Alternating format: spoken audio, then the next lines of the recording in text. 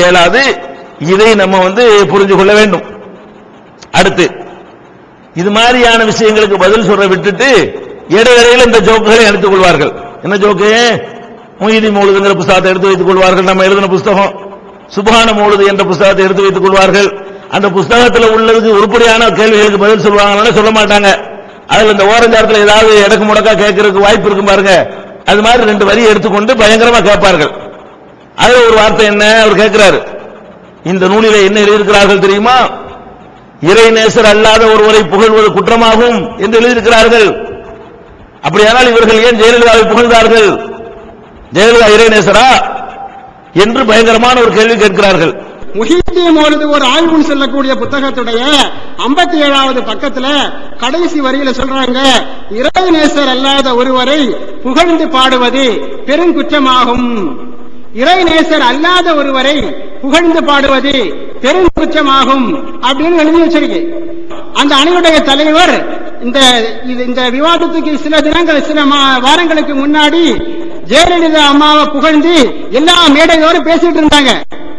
அது ஒண்ணு அவங்க இது இறைநேசர்னு சம்மதிக்கணும், அல்லது நான் செய்த பெருங்குற்றம் தான் சம்மதிக்கணும். என்ன வருது? இறைநேசர் அல்லாத ஒருவரை புகழ்ந்து பாடுவது பெருங்குற்றமாகும். அப்ப ஒண்ணுல நான் அது இறைநேசர் கிடையாது, நான் தெரியாதனமா புகழ்ந்துட்டேன் அப்படின்னு சொல்லணும் ஒண்ணுல, அல்லது இறைநேசர் தான் நான் அல்லாம புகழ்ந்து பாடுவேனா புகழ்ந்து பேசுவேனா அப்படின்னு சொல்லணும். சரி, அது மட்டும்தான் அந்த புத்தகத்தில் எழுதிருந்துச்சா? இறைநேசர் அல்லாதவரை புகழ்வது குற்றமாகும் என்பதற்கு முன்னாடி என்ன எழுதப்பட்டது, எந்த தொடரில் எழுதப்பட்டது, அந்த குற்றச்சாட்டுக்கு என்ன உங்களுடைய பதில்? அதை அப்படியே இருட்டடிப்பு செஞ்சுட்டு இந்த வார்த்தைக்கு மட்டும் ஏதோ ஒரு கேள்வி கேட்க உங்களுக்கு ஏழுது. அதனால இந்த கேள்வி கேட்டுவிட்டாங்க. என்ன கேட்கிறாங்க? இறைநேசர் அல்லாத ஒருவரை புகழ்வது குற்றம் எழுதுனீங்களே, ஜெயலலிதா புகழலாமா? இதுல 3 தவறுகள் அங்க இருக்கிறது இவருடைய வாதத்தில். முதலாவது, இறைநேசர் அல்லாதவரை புகழ்வது குற்றமாகும் என்று நம்ம எழுதணுமே, அதுக்கு என்ன அர்த்தம்? எந்த தோரணையில, எந்த துணியில, எந்த கான்செப்ட்ல அது எழுதப்பட்டிருக்கிறது? இறைநேசரா இல்லாத ஒரு ஆளை புகழவே கூடாதுங்கிறதா எங்களுடைய கொள்கையா? ஒரு ஆள் நமக்கு ஒரு முஸ்லிம் அல்லாத ஒருத்தர் நமக்கு ஏதாவது உதவி செஞ்சா அவரை புகழ மாட்டோமா? ஒரு விளையாட்டுல ஜெயிச்சா அவரை புகழ மாட்டோமா? ஒரு நல்ல மார்க் எடுத்து அவர் புகழ மாட்டோமா? அவர்ல இறைநேசரான்னு பார்த்தா புகழுவோமா? ஒரு மனிதன் அவனவன் செய்ததற்காக புகழ வேண்டும். இறைநேசராக இருந்தால் இறைநேசர் என்று சொல்லி புகழ வேண்டும். இறைநேசர் அல்லாதவர்களை இறைநேசர் என்று சொல்லி புகழ்வது தப்பு. அதான் எங்க மேட்ரு. என்ன புகழ்ச்சி எங்க பேசிக்கிட்டு இருக்கிறோம்? அல்லாஹ்வுடைய நேசர் என்று சொல்லி ஒரு ஆளை புகழ்வதாக இருந்தால் அவர் நேசரா இருக்க வேண்டும். நேசரா இல்லாத ஒருத்தரை நேசர்னு சொல்லி புகழ்வது குற்றம். அதுதான் நாங்க சொல்லியிருக்கிறோம். அப்ப இறைநேசர் அல்லாத ஒருத்தரை இறைநேசர் என்று சொல்வதுதான் குற்றமே தவிர, இறைநேசர் இல்லாத ஒருத்தர் ஒரு முஸ்லிம் அல்லாதவன அவனுடைய சாதனைக்காக அவனுடைய திறமைக்காக புகழ்வது தப்புன்னு நாங்க சொன்னோமா? அந்த அர்த்தத்தில் சொல்லப்படவே இல்லை. ஒண்ணு. ரெண்டாவது ஜெயலலிதாவை புகழ்ந்தவங்க எங்க புகழ்ந்தோம்? ஜெயலலிதா இந்திர சந்திரன் புகழ்ந்தோமா? அவரை விட்டா சமுதாயத்துக்கு நாதி இல்லைன்னு சொன்னோமா? அவர் தான் அந்த சமுதாயத்தை காப்பாற்ற வந்தவர்னு சொன்னோமா? வல்லன்னு சொன்னோமா? என்ன சொன்னோம்?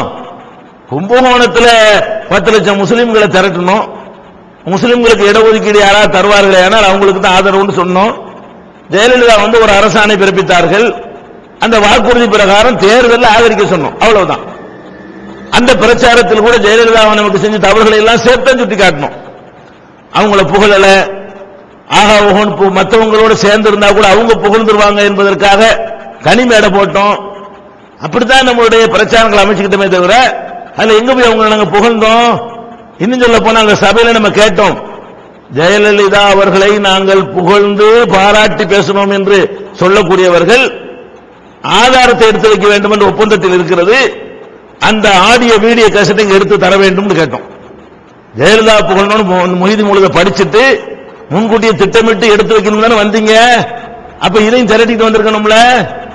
ஜெயலலிதாவை புகழ்ந்து பேசினார்கள் பார்த்தீர்களா அப்படின்னு காட்ட வேண்டும் என்று சொன்னோமே, கடைசி வரைக்கும் அதுக்கு ஆதாரத்தை எடுத்து காட்டவே இல்லை. அதனால இந்த மாதிரியான சம்பந்தம் இல்லாத சில வார்த்தைகளை, அந்த லூஸ் டாக்னு சொல்லுவாங்கல்ல, சில வார்த்தைகளை சாதாரண ஒரு உதாரணத்துக்காக எழுதியிருப்போம். அது மாதிரியான வார்த்தைகளை மட்டும் எடுத்துக்கொண்டுதான் அந்த முஹிதி மௌலுது சுபான மௌலுதுல பதில் சொன்னார்களே தவிர குர்ஆனுக்கு மாத்தமா இருக்கு, இது ஹதீஸுக்கு மாத்தமா இருக்கு, இது குப்பையா இருக்கு என்றெல்லாம் சொல்லுவோமே, அதுக்கெல்லாம் பதிலே சொல்லல, கண்டுக்கிறாம போயிடுறாங்க.